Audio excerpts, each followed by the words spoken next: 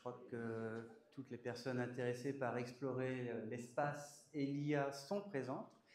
Je n'ai pas fait de caout pour les deux petites premières questions que j'aimerais poser. C'est savoir déjà, est-ce que les tests exploratoires, c'est une pratique, c'est une méthodologie que vous connaissez?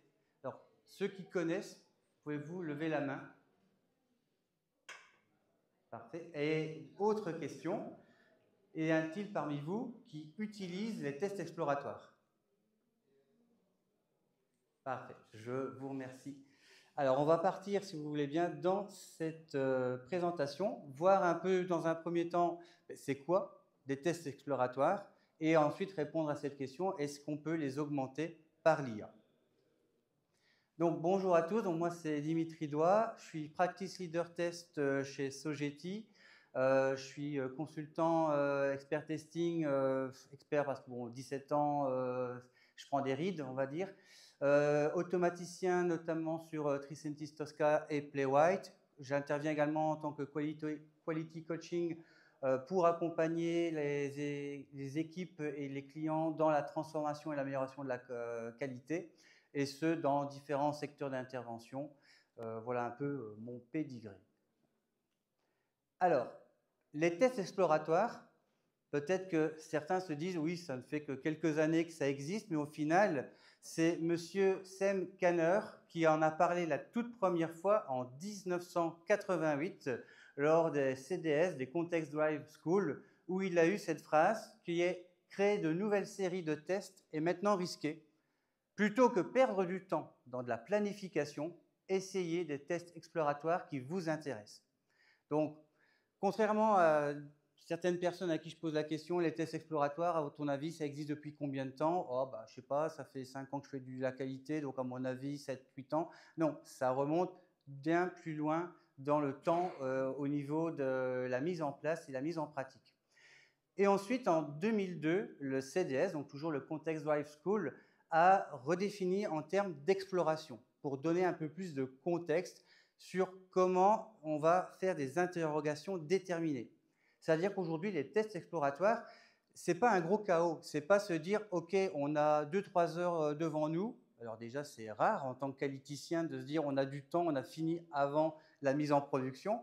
On va faire un peu n'importe quoi sur le site, on va naviguer, puis on va voir ce qui va se passer. Ce n'est pas ça, les tests exploratoires. Les tests exploratoires, c'est accomplir une mission qui est réfléchie, précise et disciplinée. Alors là, il y a deux écoles. Notamment ISTQB va dire que les tests exploratoires doivent être menés par une personne qui a de l'expérience, parce que cette personne a une bonne connaissance fonctionnelle du produit et de ses attentes, qu'il comprend et qu'il sait analyser les réactions du produit, et il est capable de deviner les risques qui peuvent se cacher derrière les différentes interactions. Ça, c'est vrai. Pour ma part, quand j'ai mis en place des tests exploratoires, ce qui m'intéressait également, c'est que les personnes qui arrivent nouvelles sur un projet, je les faisais partir en test exploratoire. Pourquoi? Parce que c'est eux qui sont les plus proches d'utilisateurs qui arrivent pour la première fois sur votre plateforme de retail, sur votre utilisation de la gestion de votre stock dans les entrepôts. Et donc, lui, il va renforcer l'équipe avec un œil neuf. Il y a une connaissance minime du produit, et donc son regard va se baser sur l'ergonomie, sur de la facilité de compréhension, sur il s'est trompé, il va revenir en arrière, il va faire des choses que instinctivement celui qui a de l'expérience ne va pas forcément faire. Encore une fois, deux écoles qui s'affrontent à 23 h autour d'une bonne bière, on peut en discuter, on peut refaire le match comme certains le feront. Les tests exploratoires, comme je vous l'ai dit, c'est une chose précise, ce n'est pas un chaos. Donc, on va cadrer ça sous forme de sessions. Que tester? Quel est le périmètre? Pourquoi le tester? Quel est l'objectif? Qu'est-ce qu'on recherche à tester? Comment on va le tester? Avec quel outil? Sur quel périphérique? Est-ce que c'est avec le navigateur Google, Chrome, Opera, etc. Les devices, j'ai anticipé la question d'après. Et comment on peut attendre, qu'est-ce qu'on peut attendre comme résultat? Ces sessions, on va les diviser sur des périodes de temps allouées. Les tests exploratoires, ce n'est pas se dire « Ok, j'ai toute l'après-midi pour pouvoir faire des tests exploratoires parce qu'il était prévu de rendre le PV de recette en fin de journée. » On va diviser cela en des sessions de 30 à 120 minutes. Ce sont des missions, ce sont des raids presque parfois. Donc, on va couvrir une charte qui va être communiquée au testeur. On va lui donner son ordre de mission. Et cette charte, elle définit les conditions de test à couvrir durant cette session et également de focaliser les tests et éviter que deux qualiticiens fassent les mêmes tests en même temps. Ce serait un peu dommage. Donc, on va diviser l'application par fonctionnalité, par charte, et les qualiticiens ne vont pas se chevaucher pour faire les mêmes tests.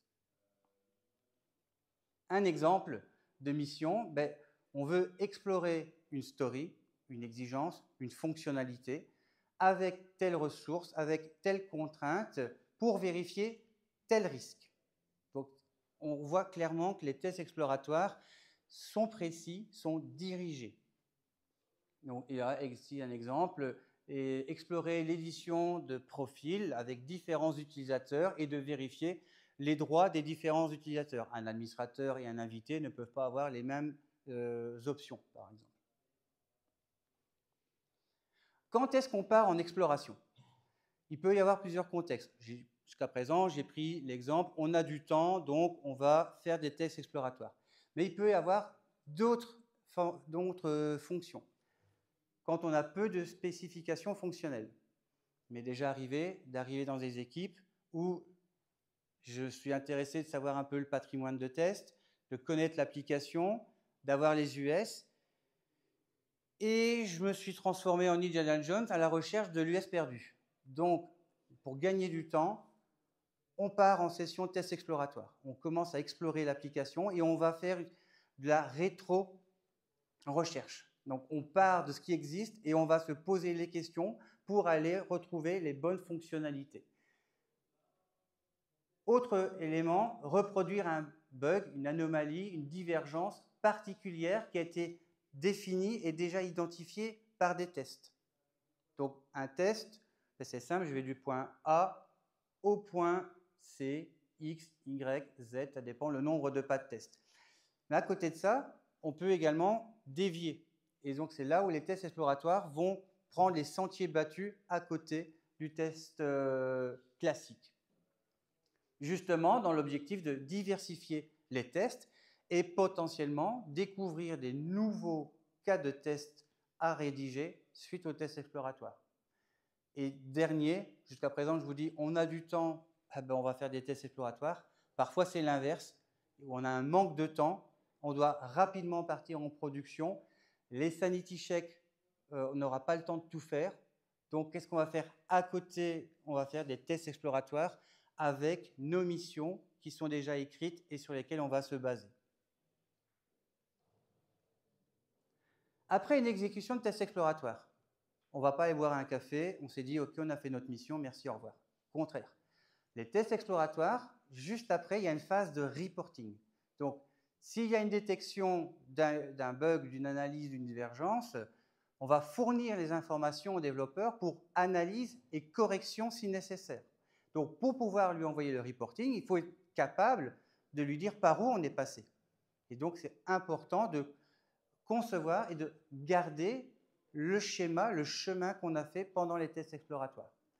Et ensuite, s'il s'avère que ce test qu'on vient de faire est intéressant et important, la diversification des tests, on va mettre à jour nos cahiers de recettes avec deux éléments importants, la criticité et ensuite l'ajout des cas de test dans nos cahiers de recettes. Quels sont les avantages et les inconvénients? Ce que j'entends souvent, donc, au niveau des avantages, économie de moyens. Ce n'est pas un process lourd. On peut démarrer très rapidement des tests exploratoires. C'est dynamique, en phase avec le mode agile. Là, les scrums me font toujours des pouces en l'air.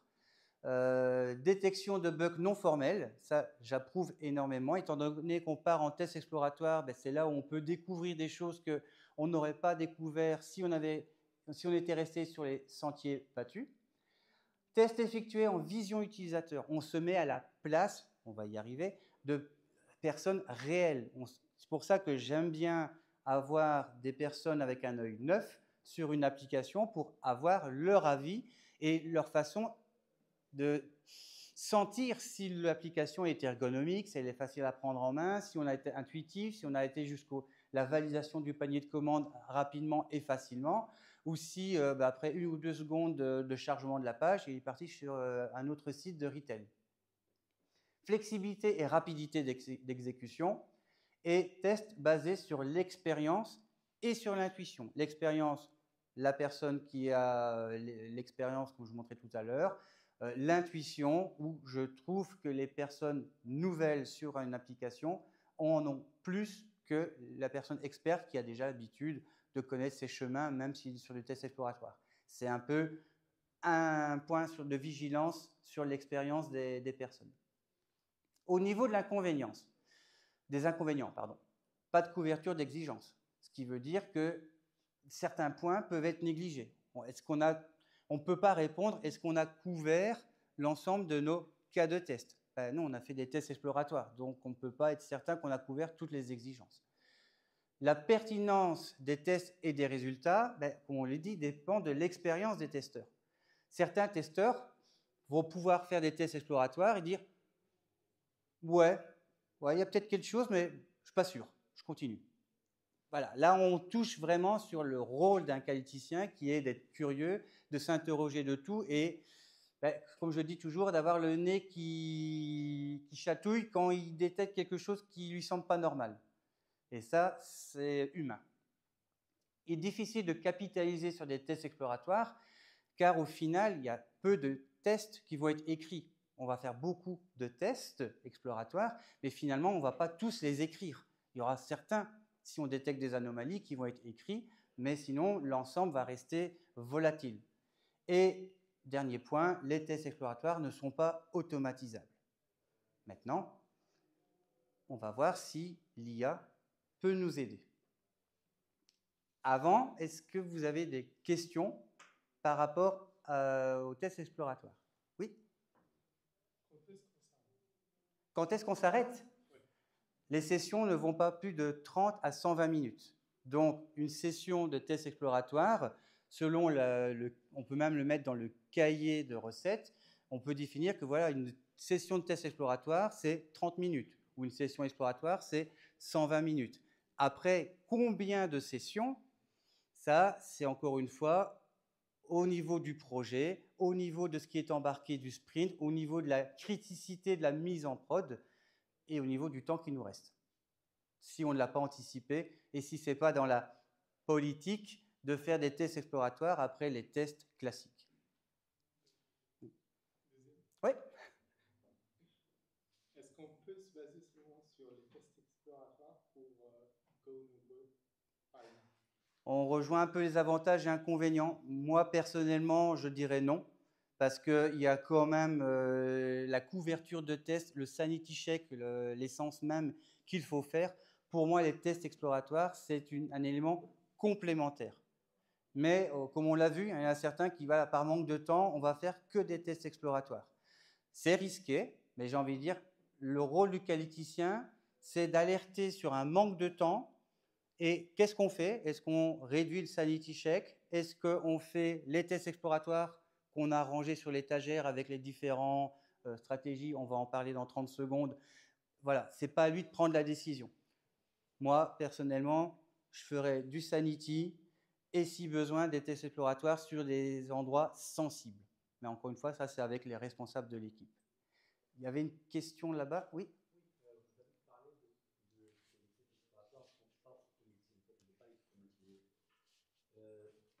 Ça peut-être, je peux détecter un bug qui peut se transformer en US, qu'en fait, qui va s'intégrer dans les prochaines itérations. Et c'est juste en fait pour comprendre, parce que moi, je fais parfois des tests exploratoires, mais inconsciemment, je suis là, je dis attends, je vais voir. Oui. Et finalement, ça peut en fait poser des questions pour l'équipe, pour lequel on dit ah oui, Hassan, je pense que ça c'est intéressant, il y a une incohérence, on va en parler.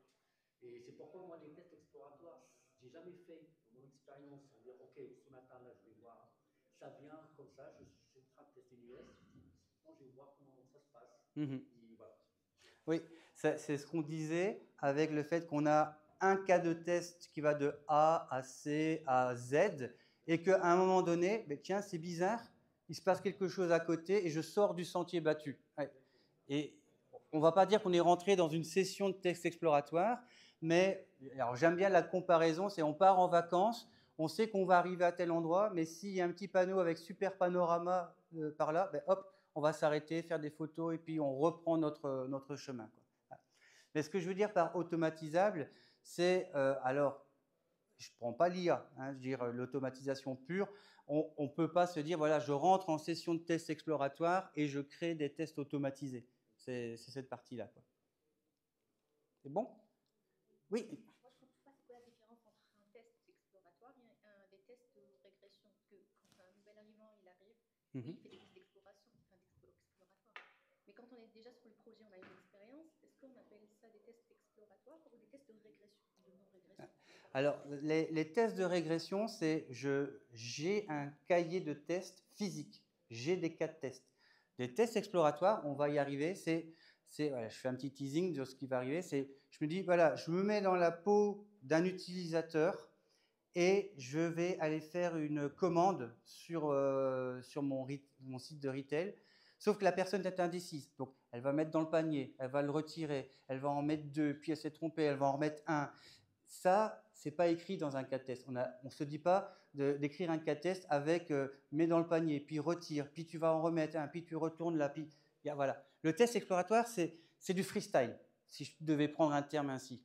Alors j'adore les métaphores, j'avoue. J'ai presque envie de dire que les tests normaux, les tests classiques, c'est de la danse classique. Et dès qu'on fait des tests exploratoires, alors je sais, je ne vais pas insulter le freestyle parce qu'ils ont quand même des codes, etc.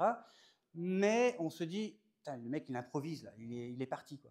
Les tests exploratoires, même si ce n'est pas de l'improvisation à 100%, on en a parlé jusque maintenant, il y a quand même cette phase d'intuition. Alors, donc l'IA, est-ce qu'elle peut nous aider? Alors, déjà, pouvez-vous m'aider pour générer des personas? Alors, je suis très poli avec l'IA. J'ai été traumatisé par un film où un robot cherchait une certaine Sarah Connor. Donc, je me dis, au cas où, si je suis poli, je ne devrais pas passer dans les premiers. Donc, et persona. Les personas, c'est des rôles.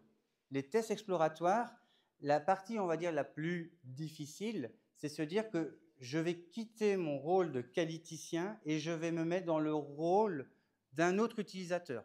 La personne que je disais indécise, qui va chercher un produit, le retirer, le mettre ici. La personne, alors, un peu plus âgée, qui a un peu du mal avec la technologie et qui, voilà, il faut vraiment que ce soit bien ergonomique, sinon elle va se perdre. Le mec super pressé, ou si ça prend plus d'une seconde de chargement de page, il s'en va. Voilà, ce sont des personas. Donc, je vais déjà demander à l'IA, est-ce qu'elle peut m'aider pour générer des personas?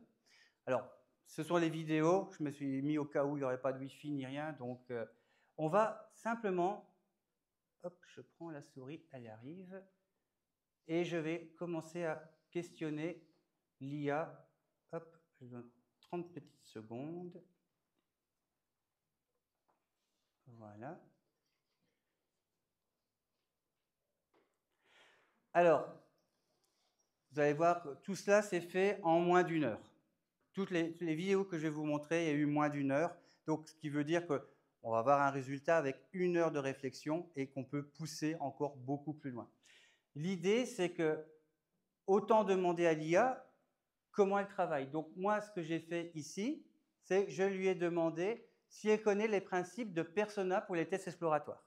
Et là, elle va commencer à me répondre en disant, elle, ce qu'elle connaît aujourd'hui concernant des personas pour des tests exploratoires. Donc voilà, elle donne déjà un peu des idées de personnes, sa description, les attitudes de tests associées. Voilà, administrateur métier, personnes en situation de handicap, donc des tests d'accessibilité, etc. Et donc là, elle commence, donc tu peux inclure plusieurs personas. Donc tout ça, pour l'instant, c'est elle qui le fait. Alors là, elle me demande, hop, voilà, j'avoue que j'ai très peu écouté ces questions. J'ai mis les miennes que j'avais déjà préparées auparavant. Hop. Et donc, par la suite, je lui pose la question, copier-coller, voilà, de savoir, voilà, je vais faire une petite pause. Voilà. Est-ce que tu peux m'aider à créer un prompt pour éduquer l'IA dans la génération de personas en fonction d'une application à tester? Quels sont les éléments que tu estimes nécessaires pour qu'une IA apprenne à bien définir les personas? Je ne suis pas ingénieur prompt, donc je me base sur un échange collaboratif avec l'IA en lui disant, toi, qu'est-ce que tu aurais besoin pour pouvoir t'améliorer sur la génération de personas?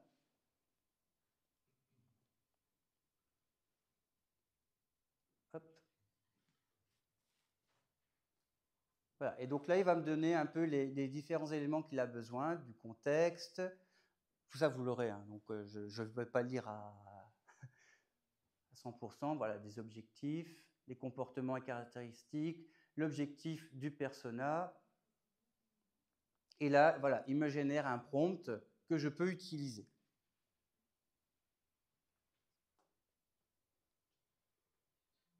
Alors là, ce qu'on voit apparaître, hop, voilà, c'est donc les informations donc, pour le persona, les types d'applications. Ensuite, là en dessous, il me donne des exemples avec des noms, les profils d'utilisateurs, les objectifs, des intentions.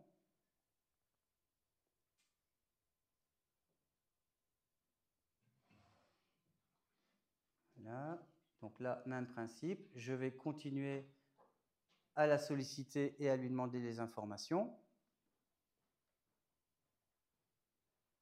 Voilà. Donc, je la challenge. Dire, OK, c'est bien ce que tu viens de faire, mais qu'est-ce que tu penses qu'il pourrait encore ajouter comme information pour t'enrichir? L'objectif, ce n'est pas uniquement pour cela. Dès que vous utilisez l'IA, vous lui posez, je ne serai sûrement pas le dernier à vous le dire aujourd'hui, mais vous la sollicitez, vous l'informez, vous la challengez, vous lui demandez d'analyser ses résultats et de dire dans tes résultats quelle note tu te donnes, quels sont les axes d'amélioration que tu devrais mettre en place, peux-tu mettre en place les axes d'amélioration que tu viens de citer, etc., etc. Alors voilà, ça c'est une chose importante. L'heuristique. Je ne sais pas si l'heuristique, ça parle à certaines personnes. L'heuristique, c'est on rentre vraiment dans la conception de la personnalisation d'une personne. C'est-à-dire, voilà, on verra les codes par la suite, mais voilà, donc des personas de personnes qui sont distraites, des personnes qui sont expérimentées, des personnes malveillantes.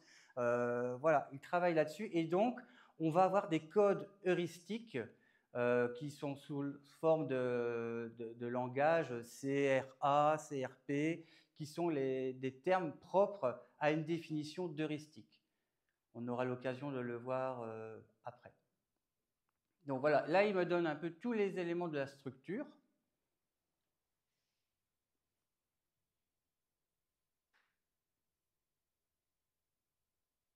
Voilà, et donc là, des instructions de prompt. Alors, là, petit teasing, tout ça c'est fait avec ChatGPT gratuit. Hein, donc là, il vient de me dire que j'ai perdu, et donc je rebascule sur le 3.5. Et donc voilà, le prompt qu'il me crée.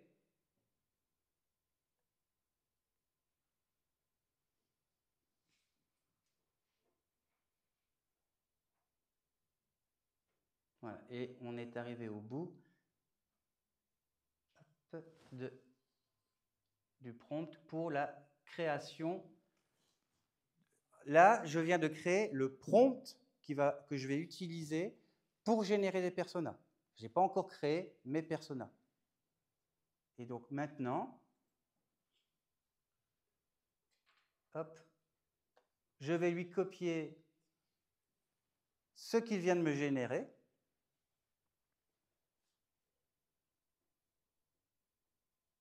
Voilà, donc c'est typiquement les éléments qu'il venait de me dire. Voilà. Et là, il va me créer 5 personas. Donc, il y a Claire, 28 ans, qui a une grande confiance dans la technologie. avec toutes les informations sur lui. Il y a Michel, 55 ans. Et ça, c'est lui qui les a, entre guillemets, inventés, avec toutes les informations que je lui ai transmises. Alors, je vais me permettre voilà, d'aller un petit peu plus vite. J'utilise ScreenPresso pour là. Et si je voulais montrer,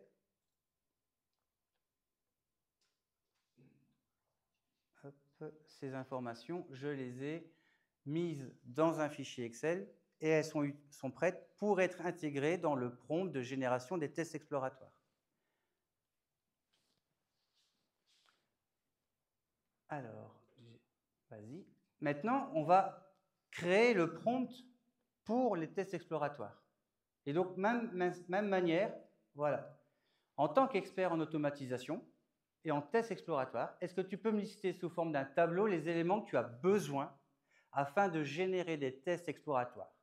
Peux-tu également m'aider à générer le prompt pour générer ces tests exploratoires?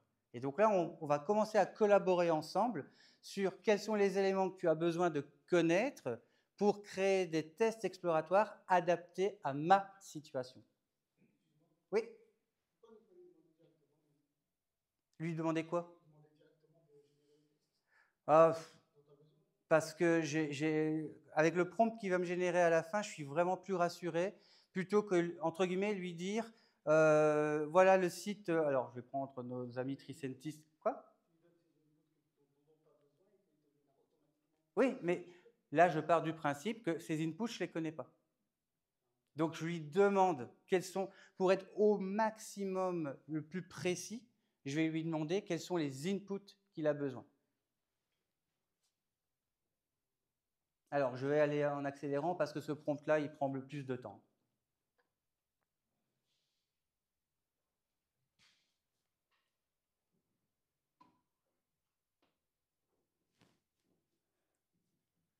Donc voilà, là, la première chose qu'il va faire, c'est qu'il va me donner les inputs qu'il a besoin. Voilà, l'objectif, les descriptions fonctionnelles, le contexte de l'application, les profils utilisateurs, les flux, et toujours, il me dit les éléments requis et une explication sur les éléments. Voilà, les restrictions techniques, l'historique, et s'il y a eu des bugs auparavant. Et là, il donne un exemple.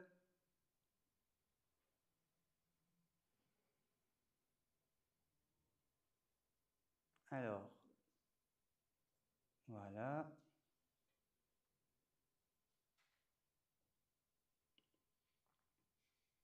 Donc là, il me donne un exemple.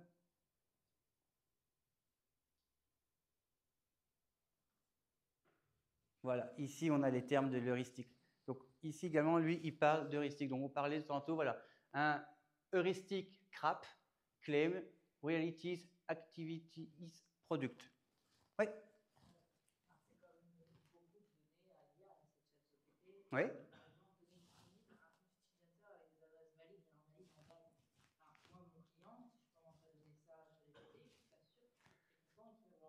Tout à fait. Pour l'instant, je ne lui ai encore rien donné. Je ne lui ai pas dit que j'allais lui donner.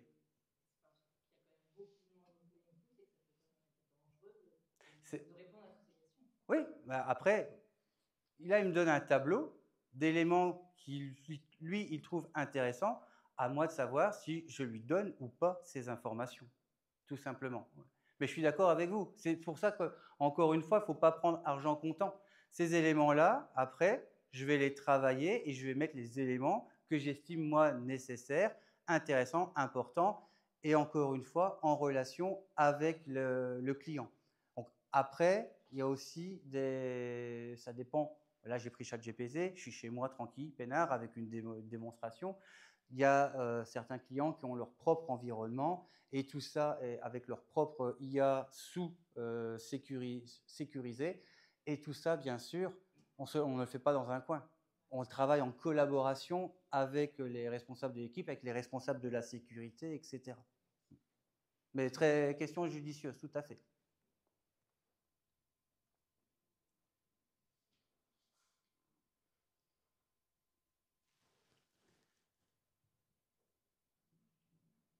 Alors, une fois qu'il m'a fait ça, voilà, je lui demande encore une fois, je le challenge sur les éléments dont il a besoin pour générer les tests exploratoires. Donc là, il va redéfinir d'autres éléments au niveau des... alors, où est ma question? Au niveau de l'application. Donc là, c'est typiquement des informations de l'application.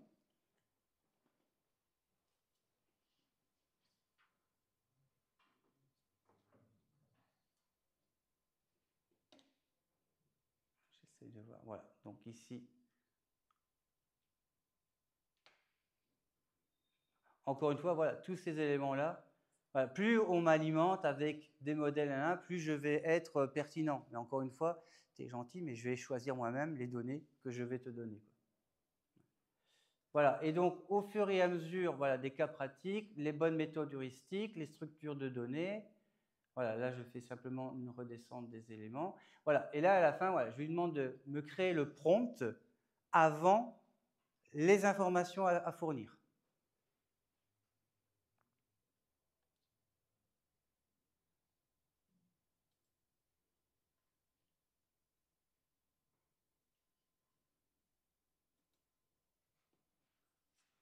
Voilà. Et donc tout cela, je vais le passer. Ça va me donner un prompt final dans lequel je vais fusionner les éléments. Donc dans un premier temps, je vais avoir les informations de prompt avec tu es un agent intelligent spécialisé. Voilà. Donc ici, je vais retrouver toute la description, tout le langage, toute l'éducation pour comprendre les tests exploratoires et comment tu dois te mettre en capacité de réagir pour la rédaction des tests exploratoires. Ça, c'est la première partie. Donc, tout ça, c'est grâce à lui, on l'a travaillé ensemble pour la génération de ce prompt. Donc là, actuellement, il n'y a aucune donnée. C'est simplement le prompt. Et voilà, donc ensuite, je vais te donner les éléments. Et les éléments, à moi de choisir avec les personnes. Donc, l'élément, voilà, les éléments nécessaires pour générer les tests exploratoires, le contexte, la durée de la session, la mission. Et alors, on voit mal ici, mais là, ça c'est la question, là, c'est la réponse. C'est moi qui renseigne ces éléments-là. Le produit à tester, les fonctionnalités. Donc là, je suis sur un site de retail et je veux rechercher des produits, ajouter au panier et valider le panier. Là, voilà, c'est simplement de la... Est-ce que c'est vraiment nécessaire? Je ne pense pas, mais moi, je l'ai mis pour la démonstration. On est sur la release 1.4.2 pré-prod. Les comptes utilisateurs, produits en base, je ne renseigne pas d'adresse mail ni de mot de passe. Je lui dis, voilà, je veux me connecter en tant qu'utilisateur, en tant qu'administrateur. Et après, les informations, ben ça, elles sont de mon côté. Je ne vais pas lui donner... de toute façon, il n'y en a pas besoin. Il ne va rien faire automatiquement. Donc, ces données-là, il n'y en a pas besoin, quoi. Voilà. Et donc, tout cela, voilà. Ensuite, ici, c'est les informations nécessaires sur l'application. Donc, voilà, c'est démo webshop, un petit coucou à nos amis Tricentis. C'est un site de vente en ligne de produits électroniques. C'est une application web. C'est développé en Angular. Est-ce qu'il y en a vraiment besoin? Je ne pense pas pour les tests exploratoires, etc., etc. Là, j'ai mis l'adresse du site internet. Vu qu'on serait en pré-prod, il n'y aurait pas d'adresse disponible parce que je ne vois pas comment il pourrait se connecter, sauf si c'est une IA interne à l'entreprise, et encore une fois avec les validations. Les critères de qualité, et ensuite, ici en dessous, les personas qui m'avaient été générés lorsque j'ai fait la première fois tout le prompt. Et donc ici, je retrouve tous les éléments. Et tout cela, je vais le copier et ça va nous générer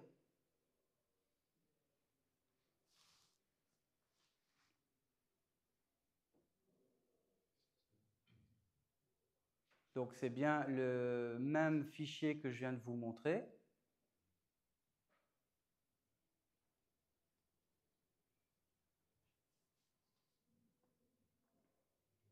Voilà. Comme disent les qualiticiens, la confiance n'exclut pas le contrôle. Je vous montre bien que c'est la même. Oui. Oui, tout à fait.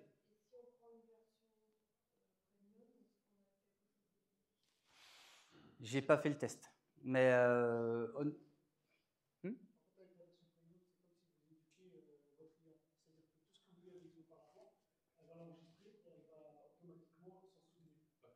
Comme ce que vous avez fait là depuis le début, l'IA, elle ne l'a pas gardé en mémoire. Ah oui, pas forcément. Faut le demander, ça. Oui, il y a... Et donc ici, ce qu'on voit, ce il commence à faire, voilà, c'est les différentes missions. Donc on voit ici la mission 1, donc explorer la recherche de produits sous contraintes mobiles et de stress. Donc le but, observer le comportement de recherche et ajouter au panier, les focus, l'heuristique, voilà, utiliser les risques connus, les critères d'observation. Hop. La mission 2.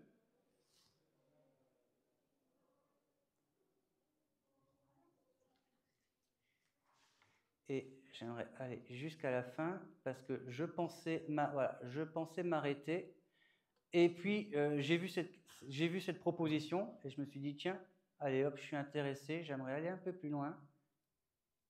Et donc, voilà, je lui ai demandé d'avoir un jeu complet de scénarios.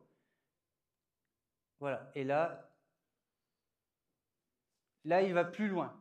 Parce que là, il est allé avec des... Alors, il n'a pas pris un exemple qui se trouve sur le site.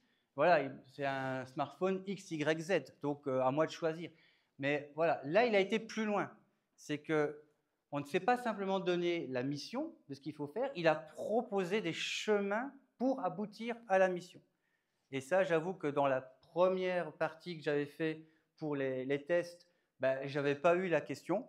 Et lorsque j'ai fait les enregistrements pour la vidéo, ben, j'allais arrêter l'enregistrement, puis j'ai vu cette proposition qu'il me fait. Je dis, bah, les banco, si besoin, je couperai la vidéo.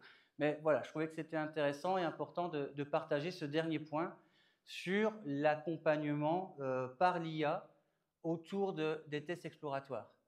Donc, ce que j'ai envie de dire, c'est qu'en moins d'une heure, ouais, on arrive, en moins d'une heure, je suis passé d'une page blanche à des idées et un début de collaboration, de réflexion pour éviter cette fameuse page blanche de dire, bon, ok, des tests exploratoires, mais qu'est-ce que je vais faire?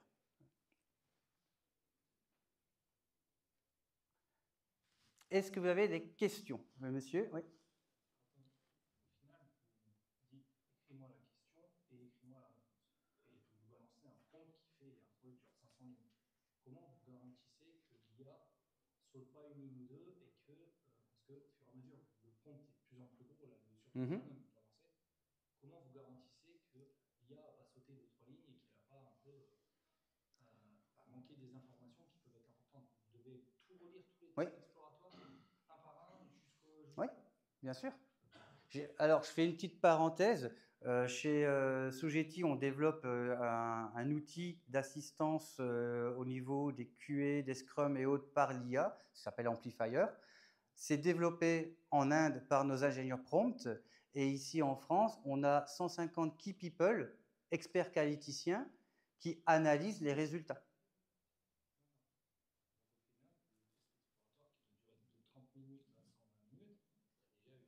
Non. Là, je ne suis pas parti en test exploratoire. J'ai préparé mes tests exploratoires. L'objectif ici, c'est d'avoir sur mon étagère mes personas et des missions pour que le jour où j'ai besoin de faire des tests exploratoires, je ne dois pas commencer à me dire qu'est-ce qu'on avait fait la dernière fois? Où sont les notes? Alors, on avait pris tel persona. Et ouais, mais c'est toujours le même persona qu'on prend. Il n'y a pas autre chose qu'on peut faire. Voilà, c'est comme ça qu'on va pouvoir dire, attends, on va aller dans l'étagère, on va regarder les informations. Oui. Ben, voilà, et on peut alimenter, on peut rechallenger les prompts qu'on a fait en lui demandant, ben voilà, on voit que notre population, c'est plus des ados. Ben voilà, donc on va faire des personas un peu plus orientés ados, donc, etc., etc. Ah non, je les ai enfermés. Enfin, j'espère avoir répondu à la question. Je crois qu'il y avait une autre question avant. Non? Bah alors, vas-y.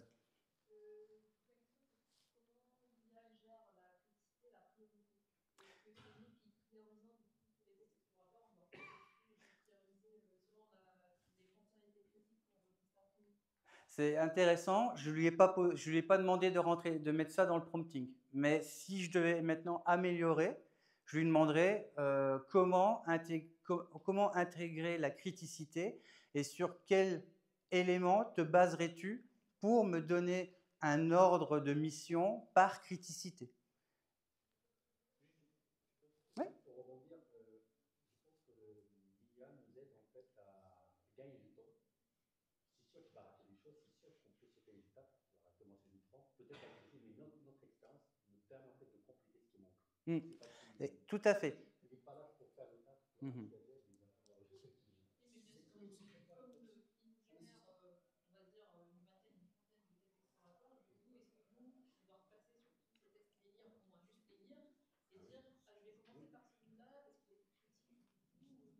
il va faire la recherche. On peut se prendre, on peut prendre ce qui nous intéresse, on peut compléter ce qui manque.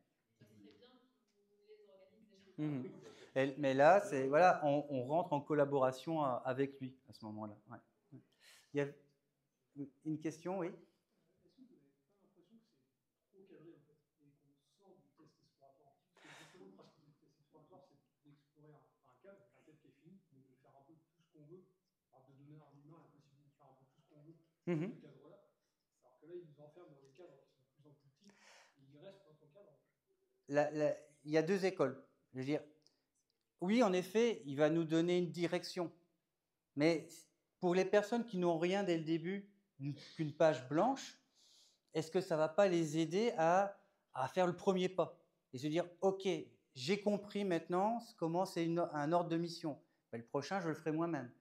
Il ne faut pas prendre pour argent comptant ce qu'il dit. Donc, moi, j'ai toujours une phrase, l'IA ne va pas nous remplacer, mais on sera remplacé par des gens qui ne savent pas collaborer avec l'IA. Ça, c'est certain.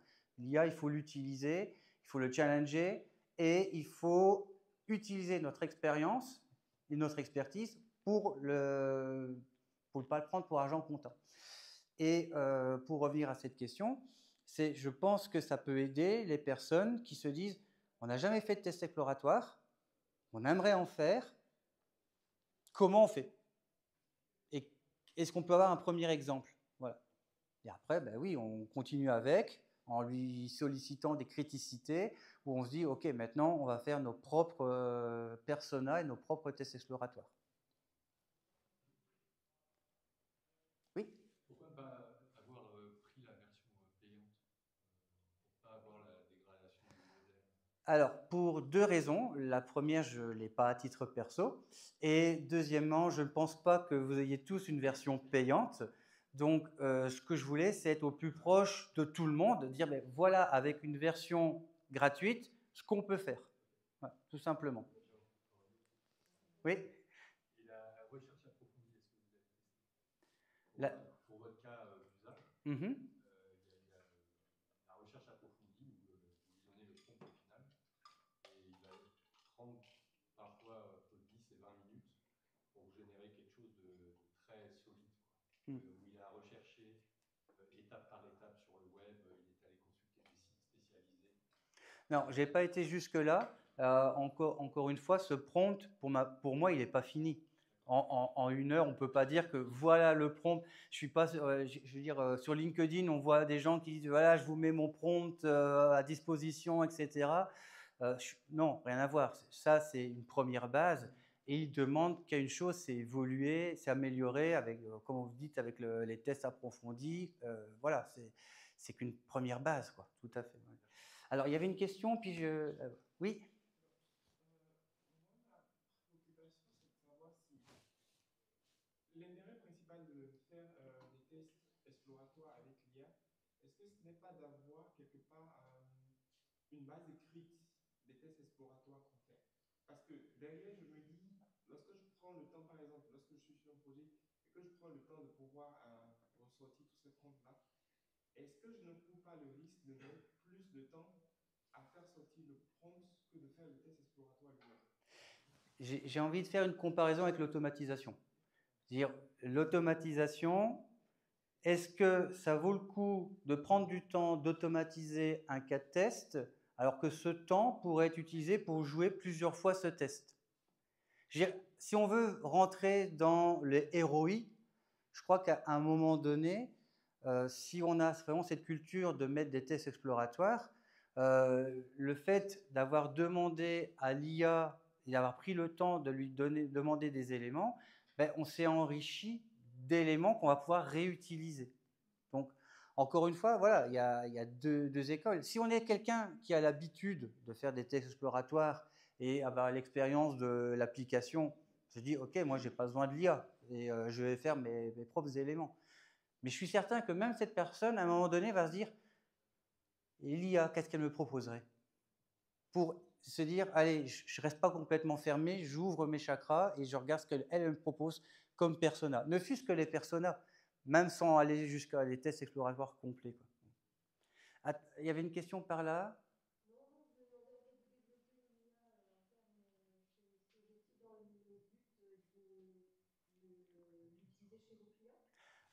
Alors, on peut voir après. Si je veux pas simplement court-circuiter la conférence, mais après, aucun problème pour en parler.